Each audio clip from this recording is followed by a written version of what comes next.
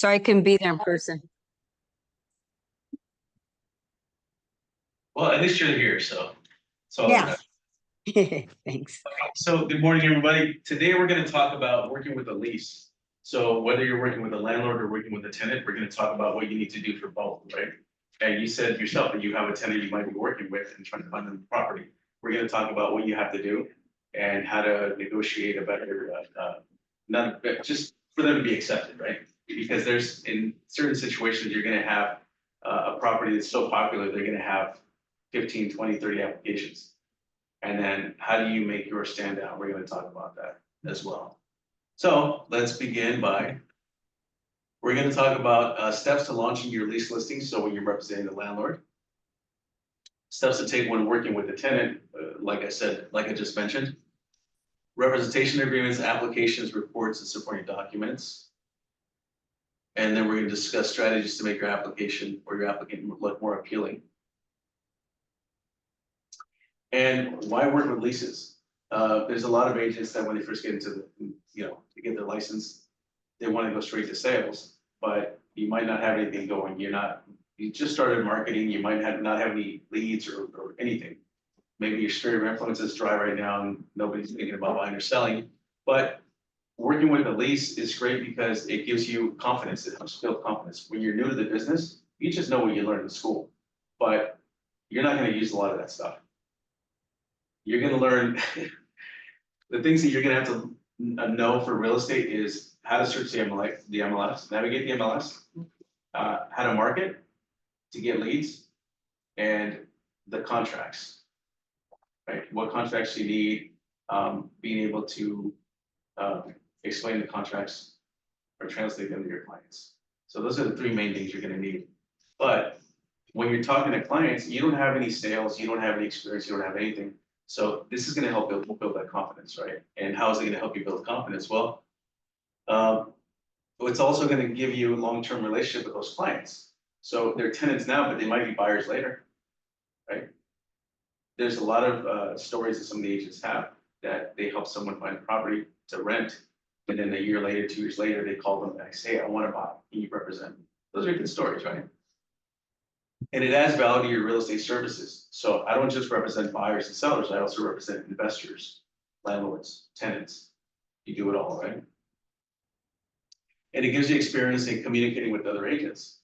So when you're first licensed and you're making that first phone call to schedule your showing, you're nervous. You're like, what do I say? What do I ask? But this gives you experience. So you get experience with leases, so that way when you have a sale, you don't sound as inexperienced when you're talking to a potential, potential purchase. So communicating with other agents. Scheduling showings. What do I say when I call an agent to schedule a showing? What do I say when I text an agent? So you're getting experience with all this stuff. And I think personally, it's better to get it out of the way with leases because there's not $1 million on the line, right? It's not your client's $1 million at stake. And this is just for what, $2,000, $5,000, $6,000 a month. If they don't get it, they don't get it. Nobody lost any money, right? They just, they probably just missed out on that property, but there's other properties you can help them with. But schedule the showings. Showing properties and opening the lock boxes. So you get experience in like, how do I show properties? So how do I explain this? I'd rather make mistakes with showing someone that's looking for a rental than someone that's looking for a purchase. Because with a rental, you're trying to help them out and they're not going to complain about it, right? But with a buyer, they can be like, this person doesn't know what they're doing. I don't want them representing me. This is my purchase. This is like the biggest investment of my life, probably. So this is good experience to get it out of the way with leases. And you're going to make mistakes. There's times where you're going to try to open a lockbox, it's not going to work. Or you're going to schedule the showings too close to each other. Maybe you have one scheduled for 12 o'clock, another one for 12:15, another one for 12:30. Well, you go to the first one, you realize it's taking longer than 15 minutes to show the property. You still have to drive to the other property. And so you didn't space them out properly. Good morning. You didn't space them out properly, but this is where you learn, right? So the next time you're probably going to space them out 12 o'clock, 12:30, or maybe give yourself 20 to 30 minutes for each property. Good morning. And then it also gives you experience with working with ZipForms. You know, filling out forms, sending them out for digital signatures, things like that. And it's always good to get experience on ZipForms, right? ZipForms are kind of agreement. ZipForms is an online portal where all of the contracts are held. So when you're looking to write up a contract, you're gonna go to ZipForms to pull up the purchase contract and fill it out on there. And then you can send it out for digital signatures. Yeah. And you also get experience with submitting offers. In this case, they're applications. Your offers for leases are applications. And the application is going to consist of so many, a packet of different forms and documents that you're going to use. But it gives you experience in gathering all the documents ready for submitting on the behalf of your client. So any questions on any of this? Okay. So understanding all sides. What does the landlord want to do out of this whole thing? The landlord, they want to protect their property. They want someone that's going to take care of the property, right? Not make holes in the walls and everything. So they want to find the best person, best tenant for the property, but they also want income. So that's what they want out of this whole thing. The tenant, they want to secure a house. They want to secure a place. And they want fair housing. They want a good price. They don't want to overpay for it. So that's what they're looking for. And realtors, well, what we're gonna do is we're gonna advocate, advise, and facilitate for both sides, for either side, whoever we're representing. And we wanna get paid, right? We want repeat business out of it, and we want referrals. So this also adds to your experience, right? So you have a list of properties that you've, of transactions that you participated in, you have a list of past clients, you want maybe some reviews. That helps for your marketing, right? All right, so preparation. So everything that we talked about for the listing, for regular listing, applies here as well. So you're gonna have to conduct a property rental market evaluation for this, right? You're gonna research the pricing in the area for the leases, for properties that just leased. You're gonna tour the property. You wanna see like, okay, you wanna assess it, you wanna give recommendations. Hey, maybe you should have the carpet professionally cleaned, or maybe you want to paint these walls because they're a little stained. Whatever it is, you want to walk through the property and make sure it's ready for tenants to move in. And you want to discuss the terms with the landlord. You want to agree to list price and security deposit. Discuss and agree on agent compensation. How much are they going to pay you? And discuss the possibility of tenants asking the landlord to pay for their agent's commission. Because remember, now a tenant also has to sign a contract with their agent and agree to pay them for representation. But that can be negotiated so that the landlord pays for that. Discuss what the landlord pays for, what the tenant pays for, as far as like utilities. Who pays utilities? You know, maybe the landlord pays for some, the tenant pays for others. Who pays for the gardener? Does the landlord have to pay it? Does the tenant have to pay it? Discuss parking. Are there any parking spots? If there are, which are the assigned parkings for it? You can talk about pets. Are you willing to take pets? And explain to them the difference between a pet and a service animal or emotional support animal. Because you can get a security deposit, a pet deposit for a pet, but you can't ask for one for an emotional support animal. Because they're not considered a pet. I see. Yeah. And what happens in a lot of cases is someone will apply and it's the perfect tenant, and the landlord's like, they're the perfect tenant, I love them. And then like when they move in, or the day before they move in, they'll say, oh, by the way, we have an emotional support animal, and it's a pit bull and it's like 100 pounds. And then the landlord's gonna be pissed, they're gonna be mad, right? They can't say anything because it's an emotional support animal. So regarding the emotional support animal, do they have any certificate or Yes. proof? Yes, I don't know if you can ask for it, you can probably ask for it, but it's easy to get online for like $20 or something like that, Really? yeah. Yeah, you just go online and you fill something out and then you pay and you get a certificate. Yeah, that's changed the whole game. I mean, like my son, last year he moved into an apartment with his girlfriend, and they wanted to get a cat. And then they said it was gonna be like, I don't know how much money to add to the deposit for having the cat. And then the girl at the front desk said, you can just go online and get an emotional support certificate, animal certificate. It's only like $20. So you went on, so now they have 2 cats and then they have a dog. And they got certificates for each one of them. And they didn't have to pay the pet deposit for either one of them. So, yeah, it happens. And then you want to discuss like, what does the perfect candidate look like? Do you want a specific FICO score? Do you want them above 650, above 700? And if you do, whoever you accept has to have that, right? Credit history, do you want someone that would, you know, invest with great credit history? Are you okay with certain things? Maybe there's student loans that you want to dismiss, say, okay, I'm not worried about the student loans, but I'm looking at everything else. And then like salary, should they make a specific amount of money per month? So you're gonna take all these things into consideration to find the perfect tenant for the property. You're not gonna ask them, do you want a white guy to move in? Do you want a black guy to move in? Do you want an Asian guy? Do you want a Hispanic guy? You can't do that. And let them know that they can't select them based on that as well, because that's discrimination. And they can get sued for that. And you can get sued for that as well. So after you discuss all these things, you're gonna get the lease listing signed agreement signed. I'm sorry, I'm like tired today. You're gonna get the lease listing agreement signed. And what happens after you get that lease listing agreement signed? This is what it looks like, by the way. And just to show you guys, the top is the prepare date. We're not gonna go over the listing contract. We're just gonna kind of touch on this first page here. And then exclusive right to lease, and then the rental property owner's name or the landlord's name. Hereby employs Coldwell Banker, Platinum Properties, beginning date and ending date. And let's see, property address, and then what the rental amount is going to be on number 2 listing terms. Rent amount is, in this case, is $4,500 a month. And then security deposit is also $4,500.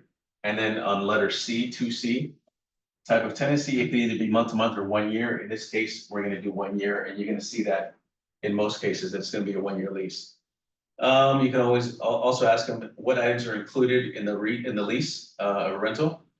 And this could be like, maybe there's it could be a refrigerator. It could be like maybe a spa, above ground spa that doesn't usually come with the property, but they're including it, things like that. And then what property it will be included but not maintained. So you can put the refrigerator there, or you can put I don't know, washer and dryer. We're providing these, but we're not going to maintain them. It's your responsibility to maintain them. And then we go down to the bottom under compensation, and that's the percentage of amount of commission that you're asking them to pay you, or they're agreeing to pay you. So in this case, it's going to be 3%. What does 3% mean? It means 3% of the full year's term. So in this example, 4,500 times 12, that's the full year's rent. It's going to be 3% of that. Is 3% usually the number? Or like, It's different. Some people charge 2, 2.5%, 3%. oh, it's the max. You can charge whatever you want to. There's no max. They have to agree to it. Yeah. Yeah. So what would some, like, in your opinion, like, it from transactions, what do you think would be like a number? I think 3% is acceptable. Yeah. Most landlords will accept 3%. Yeah. You're doing a lot of work for like very minimal. Guys, this is going to be like maybe a couple $1,000 commission. That's it. 1,500, 2,000, whatever it is. And you're doing a lot of work for it. But remember, keep in mind, it might be a lot of work, but the experience that you're getting is invaluable. You're gonna be happy. So if you get an opportunity to work with a tenant or landlord, go for it. Even though it's not that much money, just you need the experience. It's good for you. And again, they might send you referrals, or they might be a repeat customer later on, maybe buy something or sell something. So you never know. All right, let's move on. Oh, geez, got ahead of myself here. So compensation is traditionally a percentage of the first year total. So example, let's say 2.5% commission. The rent is $4,000 a month. And in this example, for the year, for 12 months, it's $48,000 total. So 48,000 times 2.5% is $1,440. That $1,440. That's what your commission will be based on this example. Does that make sense? It's not a lot of money. But again, it's good experience. All right, so also you want to order your for sale sign and open house signs if you're gonna hold open houses. And when you buy the for sale sign, it doesn't say for sale or for lease, it's just a sign with your name, your phone number, the brokerage name, your dairy license number. But you can also purchase a sign writer that says for lease, that little sign on top that you can attach either to the top or the bottom of your sign on the signpost. And you can order your signs here or on ressforsigns.com. Make sure that the signs, when you order them, and they send you the proof, say Coldwell Banker Platinum Properties. There's different Coldwell Bankers and ours is Platinum Properties.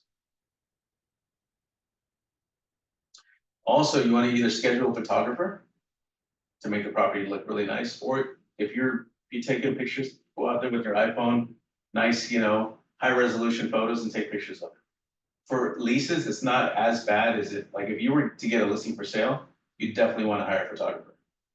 For leases, just if you're gonna take your pictures, don't take them like with your phone standing up, take them sideways, right? Because the MLS is set up for like landscape photos. And try not to like take them crooked or too close, or make sure make sure that, and I always forget to mention this, that there's no people in any of the photos. And no for sale sign in the front yard of the property when you're posting them onto the MLS. But photographers charge, depending on the square footage of the house, anywhere from $250 and up for real estate photography. So if it's worth it for you and it adds value to what you do, maybe it's something you can put in your portfolio and show people, hey, this is what I do. I also pay for professional photography, even for leases. That cuts down on what you're making, but still, it's a presentation of it all. So again, schedule a photographer. You want to do this ahead of time before you go live because you want your pictures ready when you enter the listing into the MLS. Also, you want to get install and activate the Super eKey app on your phone. We were just talking about that. And this allows you to program the lockbox and unshackle the lockbox. Also, you want to buy the lockbox. So these lockboxes have a shackle, as you guys can see on top. That goes either on the doorknob or like on the side gate or wherever you're going to place the lockbox, and only you can open that. Now on the bottom of it, there's a tray that pops out, and that's where the key's going to be. And that's for agents that are going to show the property. They're going to log in or open the box with their eKey app. The box is going to pop out. They're going to use that key to open the house and show the property. Then they're going to put the key back, lock it up after they're gone. So you want to make sure to install the eKey app on your phone so that you can access the lockbox, open the shackle, put the shackle on the doorknob or wherever you're going to place it, and also open the box and insert the key in there for other agents to be able to have access to the property. Does that make sense? Yes. Okay. So the lockbox means the whole, the blue one and the solitaire, the home application. No, this is the lockbox here, the blue one. That's a lockbox. The eKey app is on your phone. Yeah. Okay. So the app on your phone opens this box. So you have to purchase separately or it's just. Yes, the lockbox is, I think, about $150, I want to say, but the lifespan of it is like, I've never met anybody where they've had a lockbox battery run out. So if I have, well, for example, multiple kind of this situation, I have to kind of like. You have to buy multiple buy- boxes. Oh. Yeah. But only one super key. Yes, key app? yes. Yeah, no, that's a very good observation, yeah. There's agents that have 5 or 10 lockboxes.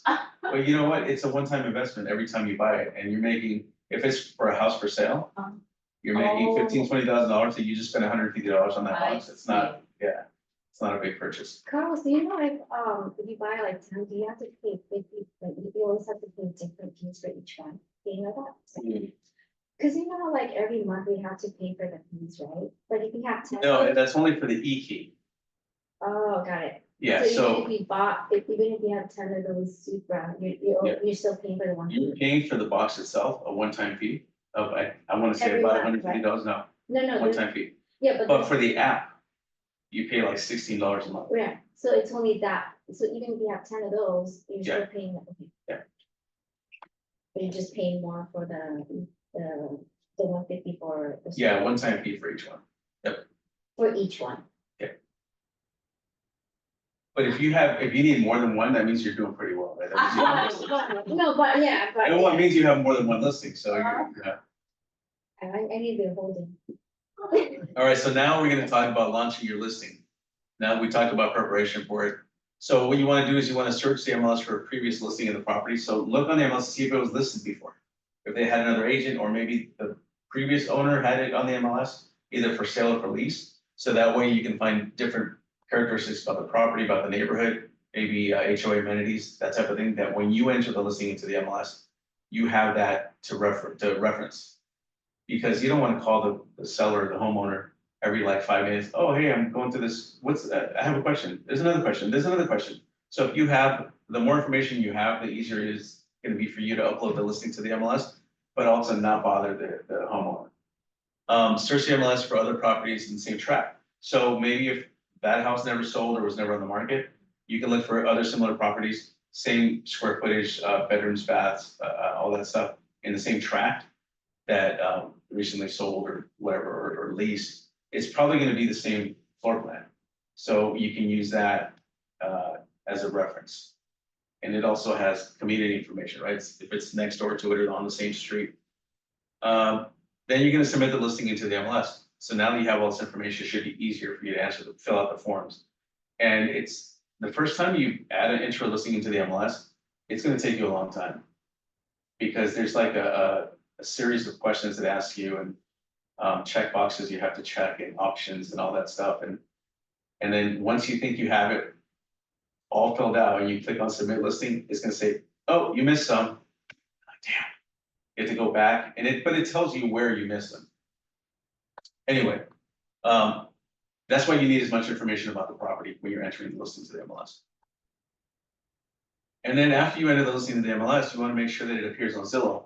Sometimes it doesn't push through to Zillow, and it's weird because there was a time when every lease listing automatically got pushed to Zillow. But then they stopped doing that. And they said, you, Mr. and Mrs. Agent, you have to upload the listing into Zillow as well as the MLS. But now it's changed again. Now they're taking in all the lease listings again, so you don't have to do anything. But you want to be able to have a Zillow Rental Manager account. So Zillow Rental Manager, go there, create an account. That way, any listings that come up for you, you can go in and modify them on Zillow. Okay. Question. And also, tenants can apply and contact you directly through the Zillow Rental Manager app or the website.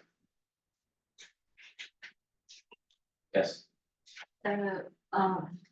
It's just buyer and seller. When I search online, there is a Zillow and Redfin, right? So is there any specific reason we use Zillow? So if we enter the information in Zillow, it goes to other sites? No. If you enter the information to the MLS, it goes out to Zillow and Redfin and Coldwell Banker and all the websites. Yeah, but is there any reason you specifically mention about Zillow to create the rent? Because Zillow is where most renters go to look for a rental property. Most consumers go there to look for a property. So when they go there and they find your listing, they're gonna ask you, hey, I'm interested in this property, can you show me the property? And they're using the Zillow website. So when you have a Zillow Rental Manager account, then it's gonna send you the message. And then you're gonna say, oh, okay, I can show you on this date or whatever. They're gonna send you their phone number, or you could just text them to the app. But that's why you wanna have the account. Redfin, they're a real estate company. They're not like the Zillow third party, Redfin is like Coldwell Banker. I see. So when it goes out from the MLS to Zillow and Realtor.com and what's the other one? I don't know. Those are the main ones, Realtor.com and Zillow. That's where consumers go to look for properties.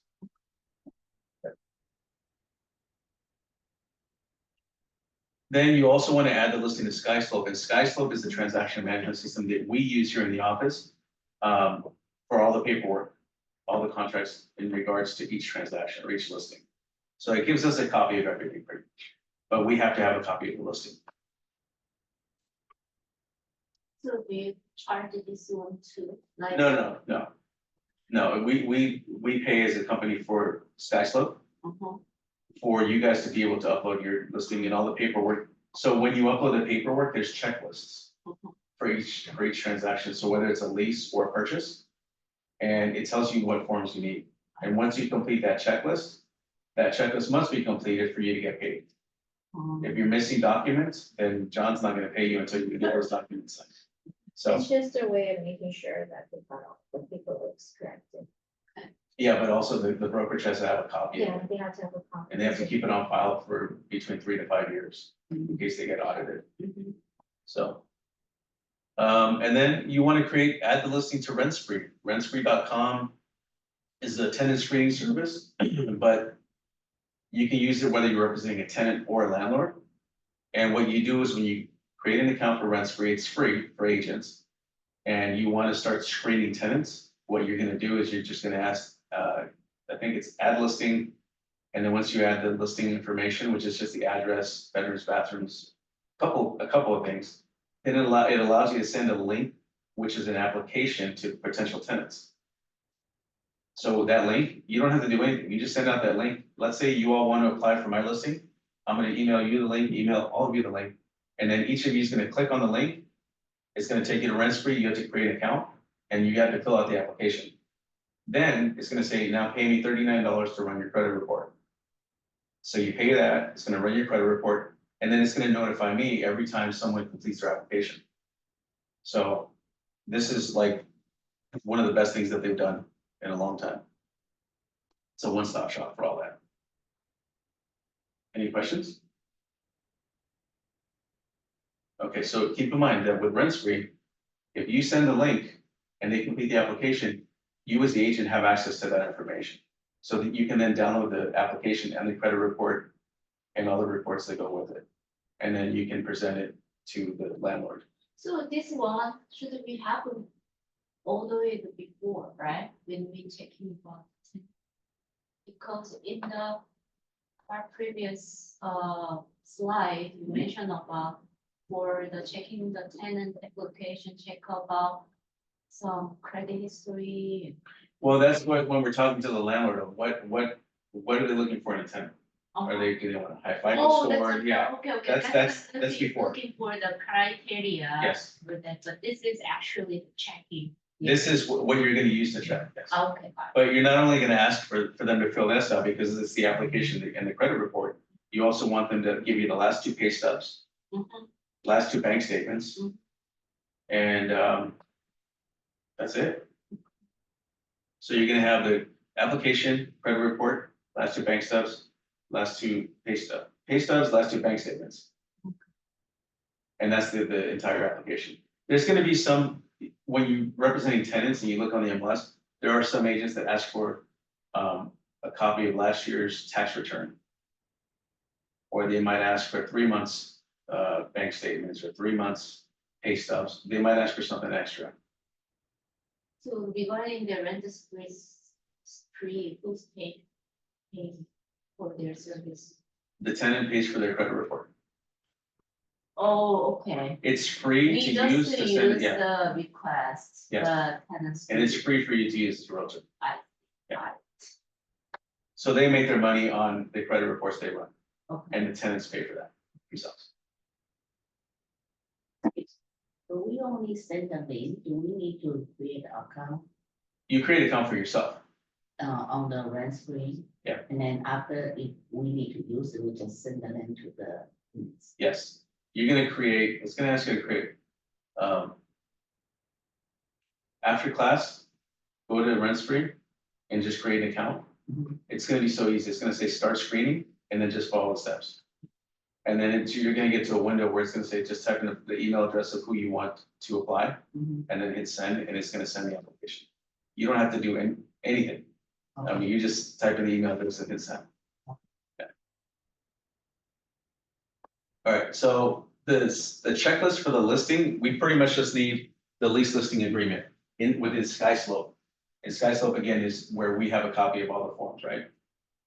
And if the lease is gonna be longer than 12 months, then we also need an agency disclosure. But pretty much, we just need a lease listing agreement. So at the beginning, this is all we need. And then once you accept a tenant, then there's a lot more forms you need. Not a lot, but there's more forms that you're gonna need. But for now, at the beginning, this is all you need. Okay. So now, after you've entered the listing to the MLS, you wanna make sure to install the yard sign, the for sale, the big sign with the for lease sign on top, the writer on top. Install the lockbox, because we got the lockbox, right?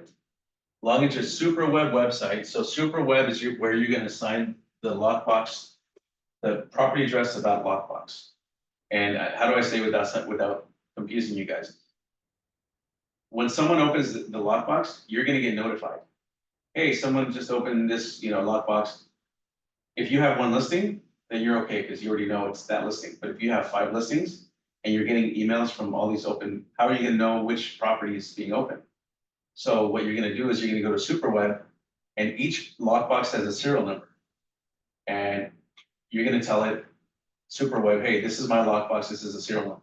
And now you're gonna have all your lockbox serial numbers on SuperWeb. And then you're gonna click on the first one, let's say it ends in 554. You're gonna assign property address, 123 Main Street. So anytime I get an email and someone opens that property, it's gonna say, hey, 123 Main Street was just opened by this agent. Because I've assigned a listing to that lockbox. Does that make sense? Yeah, so. If we use a lockbox, that means that the place is vacant, right? That's the. It can be. What? Sometimes the homeowners live in the property and they're okay with putting a lockbox on it. Oh. They just say, just let us know, because you don't want them to be home when the agent's showing. So maybe they'll say, maybe when they're at work, you can show the property during the daytime. Mhm. But in the evenings, we have to schedule it or let us know ahead of time. So that way, if they'll ask me, we'll schedule it, I'll tell the owner of the property. I'm sorry, that's for sales. That's for sales. I'm lost here. For sales, For it might not be sale, though, vacant. that's- For rentals, it's gonna be vacant. Okay. Yes. Unless there's other tenants living there that still haven't moved out yet, and they're okay with showing the property. So But then in we that can situation, you would have to schedule the negotiate. showing. Yeah, And, yeah, sorry. so many questions. No, just, that's not good, not enough sleep. All right, so let's move on here. Then you also want to make property flyers with photos, and with the property flyers, you want to make sure it has your contact information and information about the property. So that, because there might be, tenants looking at different properties that day, and you want them to remember which one that one is, right? So they walk away with a flyer, they like that one, they know this is the one. But also, Rent Spree allows you to make a flyer for the property that looks like this. And I like to print this on the back of that flyer. And what you can do here is if you scan that QR code, it takes you straight to apply for the property. It's a Rent Spree. When do you guys want to try it? Scanning the QR code? It works. Should It work. works, right? Should work. Unless I cancel the listing. But Yeah, it, you have a listing right now. no, that's from an old listing, but it's still. What is it? Here it is. Not the- I have to get closer to it, it's too far. Yeah, it's, Oh, yeah, Is it it Rent works. Spree? you know, you're accepting applications. Okay, but Yeah, that does work. But it takes you to, if I had the listing in Rent Spree, it'll take you directly to the application and you can start your application. Mhm. So if someone wants to apply, but they don't want to apply right now, they take the flyer home. And then they say, if I want to apply, how do I apply? Just scan the QR code on the back of the flyer. So, It's pretty cool, right? yeah, I have a question regarding QR code, right? Yeah. QR code, we need a camera, right? Yes, So usually people use phone, yes. but, So that means that you're gonna apply on your phone. right, but what happened? I don't like to work on my phone, I wanna work on PC because it's a bigger Okay, screen. so- Then how does, So you're gonna type that, https://apply link and then that. how I saw Right, that, yeah. yeah. Or you could say, hey, can you send me the link? And I'll Okay. say, yeah, sure, give me your email and I'll email you. Okay, now I see that blue one. Or what I would do is I would have my email with the link on it, already in my, like, so I'll send it to myself, and then from my email, then I'll just forward it. You're standing here, I'll log in and forward it to you. And you said like, if they're looking at a bunch of properties. Yes, And they've done a registry for like another one, that's still good for all the other ones? yes, thank you for bringing that up. If a tenant walks in and they say they already did a rent spree, you can use that rent spree is still good. The credit report is good for 30 days. So if the credit report is still, like, if they just did it like 2 weeks ago, it's still good, you can accept it. And sometimes the landlord will say, it's okay if it's 2 months old or 3 months old, we'll still accept it. But yeah, you don't have to make them fill out another rent spree. That's another thing if you're working with tenants, where when we talk about the tenant side, if you haven't filled out a rent spree, you can use that same rent spree for different properties. It's not just for one property. Thank you for bringing that up. So now you want to advertise the open house on social media if you're going to hold an open house for it. Not everybody does open houses for the lease listings. I like to do it, just, you know, it's an additional service and it makes the landlords happy, and you get a lot of traffic through. Add the open house date and time on the MLS for other listings to see, but you also want to make sure that it's on Zillow. I don't know if it adds it to Zillow. You might have to log in and add it somewhere. I remember the last lease listing I had to go into Zillow and write it into the description because they didn't have a space to write open house. I don't know if that's changed, but that's what I had to do. And then you're gonna host the open house, and during the open house, you can have a couple of forms available. The open house non-agency form, and this is pretty much when potential tenants walk in, they don't wanna work with you, you just have them sign in saying, okay, you don't wanna work with me, just sign in saying that I'm not representing. Is this same document like open house for selling? Yes. Yes. And then the TRBC is the tenant representation and broker compensation agreement. And this one is for. Morning, come on in. And this is where the tenant has to sign this for you to show property and represent you and, you know, pay you a commission for helping them. The title is different, right? Same contents, similar contents from the selling their document, but it is with tenants specific. Yes. So it's title and contents. Yeah, I mean, you still have a time frame. The difference between this is for tenants. Okay, The other one is for tenants buyer specific. representation. This Okay, is tenant so representation. The different documents, but similar functions. Yeah. Okay.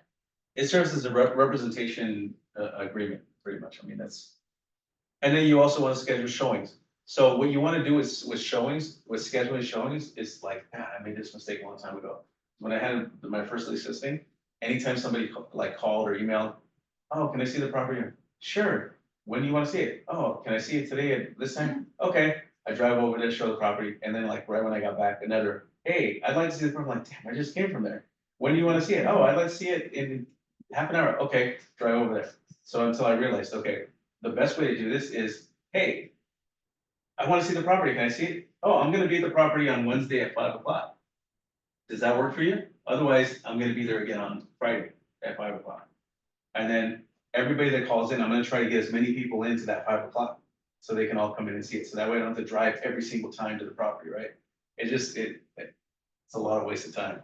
But it also shows that it's not just them interested. So if they really want it, they're gonna be like, oh, we better apply right now because these people are still thinking about it, whatever it is. And they see all these people walking through, right? So that's a good idea to schedule. It's kind of like an open house that you're doing, but a scheduled specific open house for this group of people. Any questions on this? Okay. And yeah, try to schedule multiple showings in a time block. Then, after you get a bunch of applications in, you're gonna present all the applications to the landlord. And you should present them in the order that they're presented. That's how we're supposed to do it. I don't know if everybody does that, but that's how we're supposed to do it. And after that, then they accept an offer. Hopefully they accept an offer. If not, then let's just ignore this for right now. Let's say they don't accept an offer. They say, nobody's good enough for my property. I don't like any of these people. Well, then it's gonna sit on the market longer and you have to wait for the perfect tenant. And then, so the landlord can get into trouble if they don't use the same criteria to qualify the tenant with whoever they accepted over the people that he didn't accept or they didn't accept. Because if all these people had 700 credit score and the person they accepted has 699 or 650, whatever it is, and it's if, how can I say this? You can't say, I'm not gonna accept someone with 650 credit score over here. And that's why you didn't accept them, and then later on you accept someone with 650 credit score, because that could be discrimination. They can find a way to say that you discriminated or the landlord discriminated against. So, well, they have the same qualifications, they made more money, why did you accept them over them? Like you said no to them, but then, and it sat on the market for another week, and then you accepted someone with less criteria or qualifications. So they can potentially get sued for that. It's brutal. But let's say they accepted somebody, so let's turn this happy now, they accepted an application. So now you want to notify the tenant or the tenant's agent, hey, congratulations, they've accepted your application. And what comes next? You as the listing agent, you're gonna write up the lease agreement. And you're gonna send them out for signatures. I would send it out for the tenant to sign first before the landlord signing. And you're gonna make sure that you collect the security deposit and first month's rent. You're gonna upload the fully executed forms and supporting documents to SkySlope so that we have a copy of it. Deliver the keys.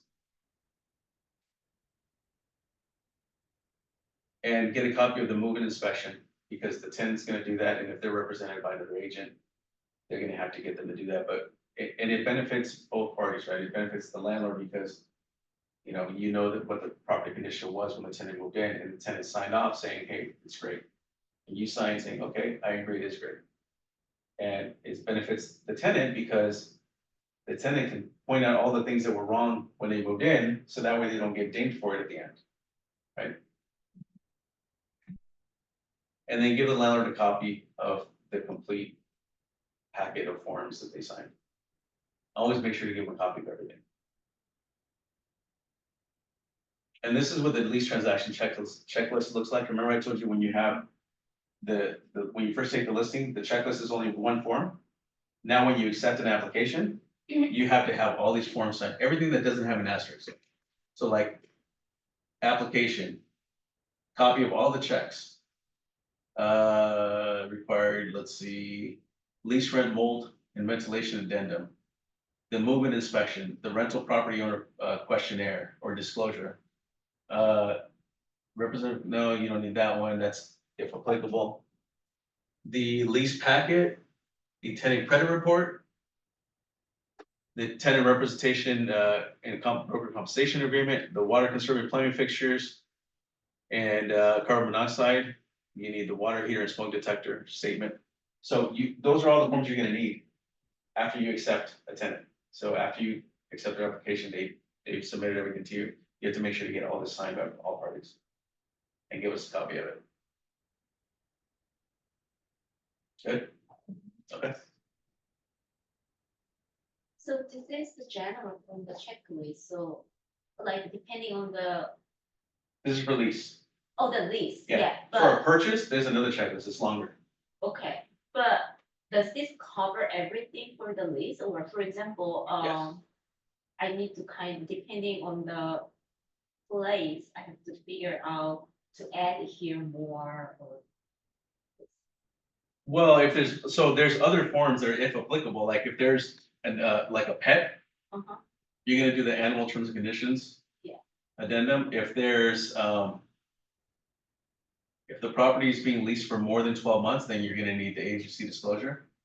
If there's a keys, if the landlord wants to install a lockbox at the end of the term of the lease to get it ready to lease again, if the tenant's not gonna stay, then you're gonna need that form signed by all parties. So there's some other forms that are if applicable. so this is, who created this list? Richard, Oh, so okay, I just checked it and something happened recently. yeah, this Okay, covers okay, everything. got it, now I understand, yeah. Yeah.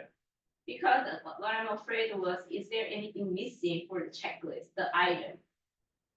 So I have to figure it out, but No, It's Richard Query, he's experts, I just, yeah, yeah. yeah, we've been doing this for a long time. Okay. All right, so now representing the tenant, now we're gonna look at the tenant side, so forget everything we talked about, the landlord, now. Somebody calls you up and says, I wanna look at a property to lease, or to rent a property.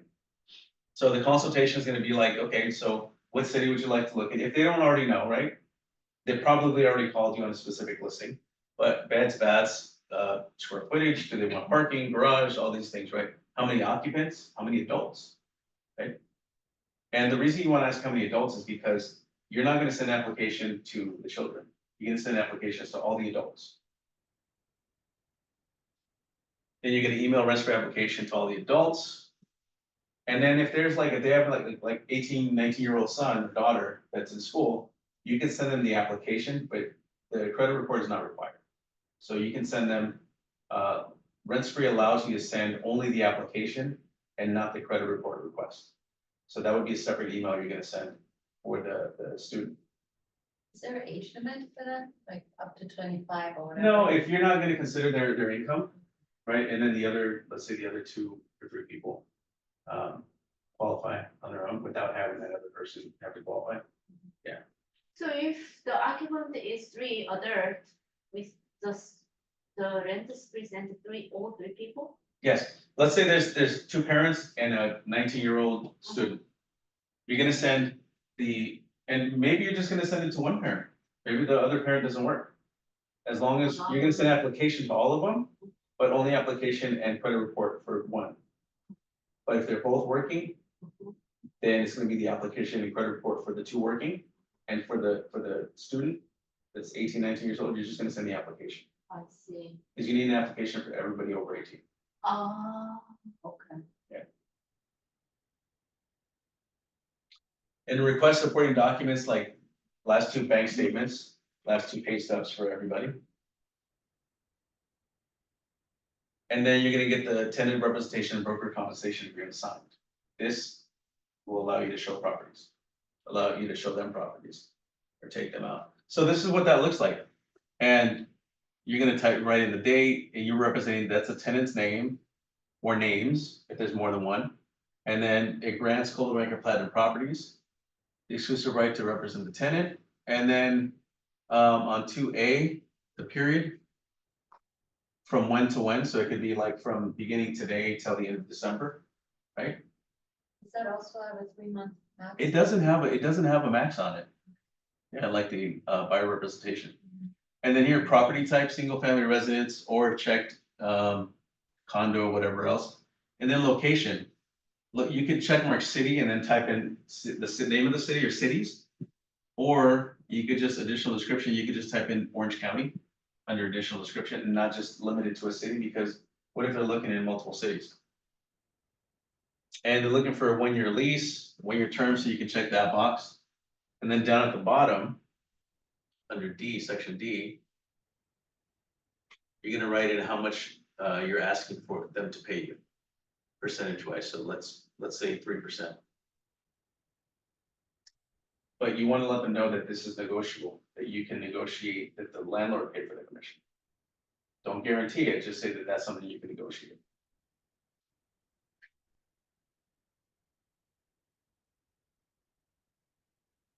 All right, so you wanna understand their budget and needs, right? So if they tell you we can't go more than, 5,000 a month, don't send them things that are 6,000 a month. And then understand their needs, like if they're looking for a 3-bedroom, don't send them 4 bedrooms. If they want single story, don't send them 2-story. I think a lot of agents get in the habit of just sending automatic emails, where you can set an automatic email in the MLS to say, send my client everything that's on the market, that's $5,000 or less, that's 3 bedrooms, 2 baths, and in this area. It's gonna send it every time something comes up, but maybe it's gonna send them everything, 2-story, 1-story, whatever it is. But if they told you I only want 1 level, they're gonna get emails with 2 levels and 1 level. So if it's gonna make it look like you're not paying attention to what they're asking. So what you wanna do is go into the emails every day and look at what's on the market. If there's something new that came up, look at it. If it's 2 stories, don't send it out. If it's 1 story, 1 level, email it. Make a suggestion. Yes, I like to set up that automatic thing to come to myself too, because it happens instantly. If you just check in the morning, something comes on the market in the afternoon, you won't see it until the next day in the morning. So then you can kind of scan through them, and when you see something that just hit the market, a similar story, then you can immediately send it. I love that. We have agents that do that. They send it to themselves. Yeah. Thank you. So you can search the MLS and email them a list of homes that you've selected. You can do it the way you did it. I like that. I like that better. Instead of searching every day, just look at the emails that come through to you. And you can also set those automatic emails to send to you only when there's a new listing. There's some that gives you the option to send you an email every single day at a specific time, even if there's no new listings. You're gonna get an email with nothing in it. So you set it to automatically send it to you when something comes on the market. So schedule and attend any showing. So now that you search the MLS and maybe you selected a few properties or the tenant selected a few properties, you're gonna schedule the showings. So make sure to look at the showing instructions in the MLS on the listing. It's gonna, again, like I was mentioned earlier, one might say go direct. One might say text the listing agent with desired time and date. One might say use showing time, and you click on showing time and you schedule it on the little calendar there. So make sure that you abide by the showing instructions. And that's exactly what I said there, I think. Yeah. Just use a different word.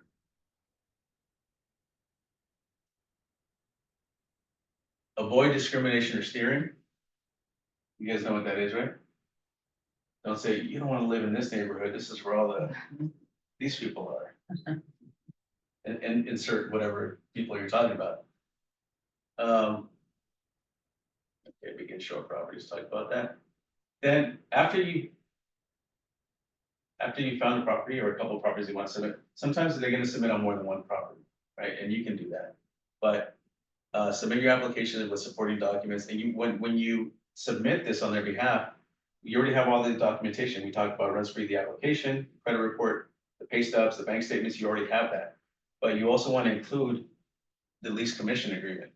There's a lease commission agreement, and this is pretty much asking the landlord to pay for your commission along with the application packet, because there's nothing in the application that allows you to negotiate for them to pay the commission.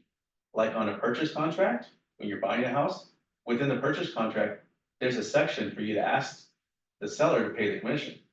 There's nothing for the tenant. So there's a separate form that you can include. And I'll show you guys the form in a minute. I think I have it in here, but so strategies to make your tenant stand out. You might have 10, 15 people offering or submitting applications. Why are they going to pick yours over theirs? They might have a little bit better credit. They might make more money. You can offer above asking price. If they're asking $5,000, your client really wants it. They've been looking for a long time. Offer $5,200 a month. Yeah. Well, are you going to say no to more money? Right? If you're a landlord, does 52 sound better than 500? Than 5,000? I don't know, I think it's people, all the situations, what, I mean, it's not, I can decide, right? Right. Well, the landlord's going to decide, but if you're the landlord, if you have everybody that applied, that's the same, Oh, then. but one's offering $200 more a month, Fine. it makes it stand out, right? So that's something you could do. Another thing you could do is pay 6 months to 1 year upfront. Right? Because everyone that's applying, they're like, oh, I'll offer $5,200 a month if it's 5,000 a month. And then the other person says, I could pay 6 months upfront, or I could pay a whole year upfront. Now, which one looks better to you? Which one looks better? The 5,000, the 5,200, or 6 months to a year upfront? Which one sounds better to you? It's 6 years. Yeah, right? Because you're getting all the money up front. So that's a way to get your client, if they can afford it, right? There's some people that can't do it, but there's some people that can. And this is what the lease rental commission agreement looks like, where you're gonna check mark this box that you're asking the housing provider to pay Polo Banker the commission compensation equal to, and here you're gonna type in 2.5% of the first year's term.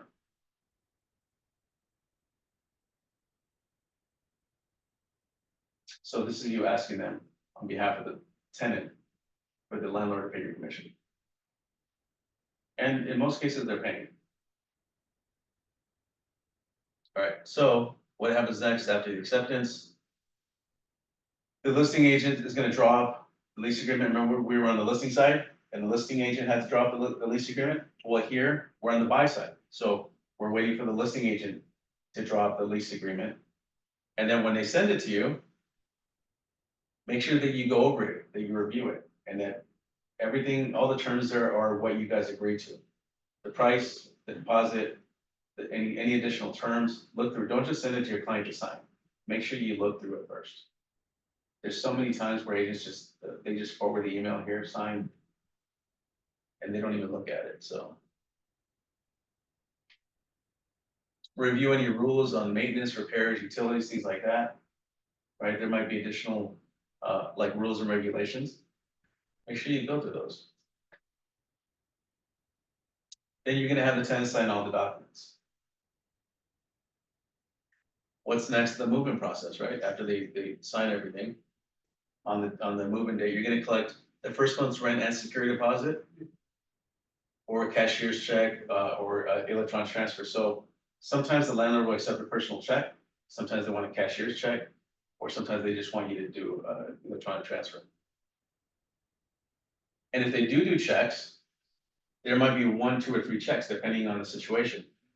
Maybe the landlord says, just, I want the entire first month and deposit, security deposit. And then I'm gonna pay the agents the commission. Okay, you can do it that way. Or you could do it this way, where 1 check is gonna be for the listing commission. 1 check for the tenant's broker's commission. And then the rest of it is gonna go to the landlord. But it's all taken out of the first month's rent and the security deposit. Does that make sense? Or maybe it's just gonna be 1 check. Maybe the listing agent represented both sides. So there's gonna be 1 check for the commission and the rest of it goes to the landlord. Who's collecting that check again? I'm sorry? Who's collecting those checks again? Whoever's representing the tenant. And then you're gonna give that to the listing agent. So the tenant's agent. Or the representing the tenant. If you're representing the tenant, you're collecting the checks, and then you're sending them to the Yes. listing agent. Yes.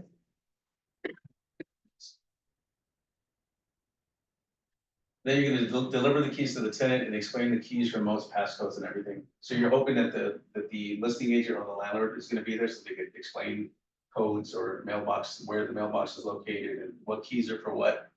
If there's any passcodes on the alarm or whatever it is. Then you wanna have the tenant fill out the move-in form. You can leave it with them and then say, hey, I'll pick it up in a week.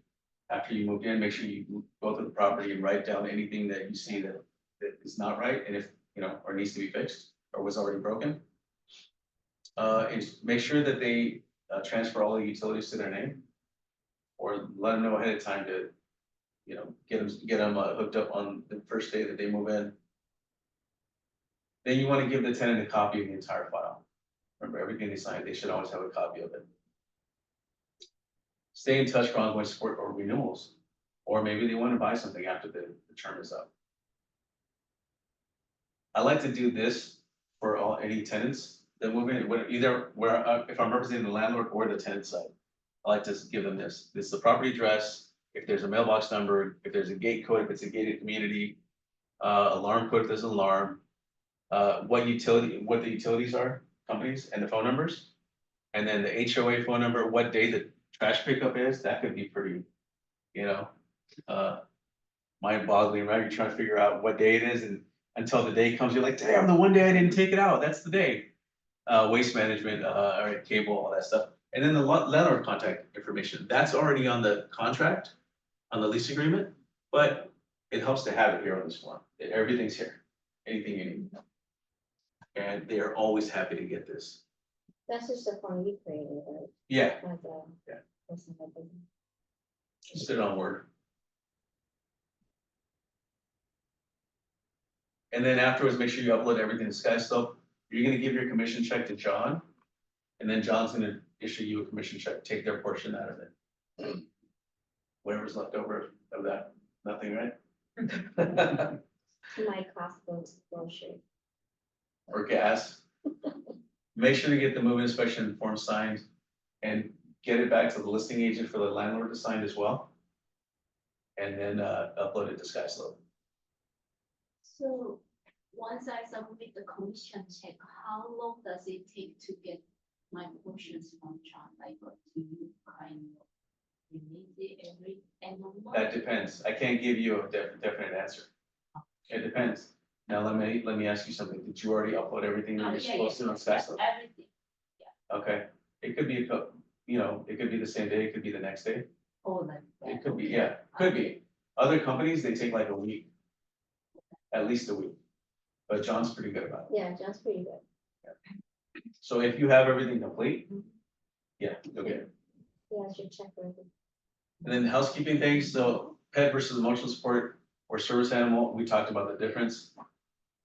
Discrimination, don't discriminate at all. For race, age, sex, gender, disability. Religion, marital status, Kansas City Chiefs fan, I have to throw that in there every time. I don't like those guys, but I'm not gonna say, I'm not gonna rent to you because you're a Kansas City Chiefs fan. Sure. Section 8 housing, do you guys know what that is? You're gonna run across this at some point, whether you're representing a tenant or you're representing a landlord. There's gonna be applicants that have Section 8 housing. And what this is, I didn't know how to explain it, so I'm just gonna read. It says, the Housing Choice Voucher Program is the federal government's major program for assisting very low income families, the elderly and the disabled to afford decent, safe and sanitary housing in the private market. Since housing assistance is provided on behalf of the family or individual, participants are able to find their own housing, including single family homes, townhomes and apartments. So it's like a subsidy paid for by the government. And in most cases, the government will pay like, I don't know, maybe 80%, 90% of the rent. And then the family just pays for the rest. But if the landlord accepts Section 8 housing, a tenant with Section 8 housing, the house will be inspected by whoever runs this program, but you're guaranteed to get a check. Mhm. So you don't have to worry about it. Are they gonna pay? They're gonna pay. But there's some landlords that don't like it. You cannot discriminate against this. You can't say, no, I don't take Section 8 housing. That's illegal. I think a couple of years ago, a law happened, but everybody had to accept. Like, nobody could say, no, I won't accept, right? Yeah. There's a lot of things in place where you have to. So if you're representing a landlord and someone calls you and asks you, hey, I'm interested in this property that you have listed, do they accept Section 8 housing? Even if the landlord mentioned that they won't entertain it, you can't say that. You just say submit your application. Don't say, no, the landlord won't accept it or anything like that. Just make sure that you let the landlord know that they can't say no to someone because of it. So regarding Section 8 housing, in the application, is there any section to check? I don't know. No. It's just, no. No, I don't think because so. you can't provide if you're a section or any of that. That's just, and you can get in trouble. So. Let's see, this is how it works, I Yeah. guess. A housing subsidy is paid to the landlord directly by the public housing agency on behalf of the participating family. The family then pays the difference between the actual rent charged by the landlord and the amount subsidized by the program. Under certain circumstances, if authorized by the public housing agency, a family may use its voucher to purchase a modest home. But we're talking about rentals here, so. But that's also good to know for your son. So just keep that in mind. Third-party tools, skyslope.com, we talked about SkySlope. This is where you guys give us a copy of all the forms for transaction management purposes. Rentscreen.com, this is for tenant screening, whether you're representing a landlord or a tenant. And Zillow.com for property rental property manager is what you want to log into through Zillow. So if you go to Zillow Rental Property Manager on Google, it'll take you to a link where you could create an account as a realtor. So that way you can manage all your your rental listings. And then tenants are able to inquire about them directly with you or communicate with you. Any questions? So I wanted to touch on, also, you guys are gonna be getting leads. You're gonna be getting calls or text messages with leads being offered to you. Most of them are gonna be for leases. That's why I wanted to try to cover as much as I could with this. And when you get those phone calls or those text messages, and you accept them, if you don't accept them, it'll go to the next person. Or if you don't respond to them within, I think, 5 minutes, it'll go to the next person. So you get, let's say you get a text about an inquiry for a property for lease. It's not your listing, because you don't have any listings. What you want to do first is you want to log into the MLS, before you even calling this person, go to the MLS, look for that listing. Print it out, or have it open. First thing you're gonna notice if it's leased already, right? If it's already leased, then look for other properties that are similar to that. So if it's a 3-bedroom, 2-bath, the rent's $5,000 a month in this area, look for other rentals, similar rentals in that area. Then you can call the person back, say, hey, you inquired about this property, you know, so, well, my name's so-and-so, I'm calling you back to inquire about this property. Just want to let you know, it's no longer available, but I found these other properties, they're similar to it. Right down the street, 3 bedrooms, 2 baths. Actually, this one's a little bit cheaper. Whatever it is, right? Would you like to see it? Then you start talking to them, right? So this is how you should, just an idea of what to say. You don't have to say exactly that, but just an idea of how to call them about these inquiries. And if it is available, then you want to get as much information about the listing as you can. If there's something you're unsure about the listing, call the listing agent and ask them, have them answer it, and then call the potential tenant back. And if they have any further questions that you can't answer, say, you know what, I'd be happy to get that, get that answer for you, let me call you back. And then you call the listing agent, get that information. So. Any questions on that? Sends those leads. It's our system. We get leads from the Coldwell Banker website, from Hotpads, some Zillow, some apartments.com, just different websites. And they distribute it between the different Coldwell Bankers. So depending on what area it is. So anything that comes through for this area, we've even gotten leads for lease listings that have closed for our listings in other areas. So what happens is we have it set up so that if you're a listing agent, any leads that come through for that listing are going to go to you. But let's say that lease listing is already closed. Sometimes on Zillow or these other websites, it doesn't show as closed. So the leads are coming in, but in our system it says it's closed. So it doesn't go to the listing agent anymore. It'll go to the next person in line. And you're gonna get that lead, and you're gonna say, oh, this is one of our office listings, but it's been leased. So you do the same thing. You look for other properties that are similar to it. You call them back. So we get something like that. And sometimes they're gonna be in Riverside. Sometimes they're gonna be in Carlsbad or wherever the listing is. So yeah, there's gonna be times we're gonna get inquiries for tenants or listings that are outside the area, and that's why. So. Yeah. It's pretty quiet, no questions. Jeez. You said there's a 5-minute window? I think it's a 5-minute window, yeah, for you to accept it. Too quick. Sorry. Yeah, all you have to do is either say yes on the text, Oh, okay. or if it's a phone call, hit yes, hit 1 for yes. I'm not- Here's the thing, if you accept a lead, No, I've never received any of that. well, I'm gonna tell you, if you accept the lead, you have to log into the system, into Engage, Moxie Engage, and you have to update the lead and let us know, let the system know that you reached out to the person. And on this date or whatever, just let the system know, because if you're not following up on the lead, you're not gonna get any more leads. And by updating the It's system on and the telling Moxie? Moxie Engage. And if you haven't followed up on a lead that we assigned to you, or the system assigned to you, then it's gonna, by a certain time, I think it's like a week. And then after that, I think another 1 or 2 weeks, then you're not gonna get any more leads until you clear that one out. So make sure that you follow up on the leads into Moxie Engage. I mean, Yeah, probably. But if you're not getting any, that's probably why. Yeah. So Okay, we're done. Right? we're done. Thank you. Thank you.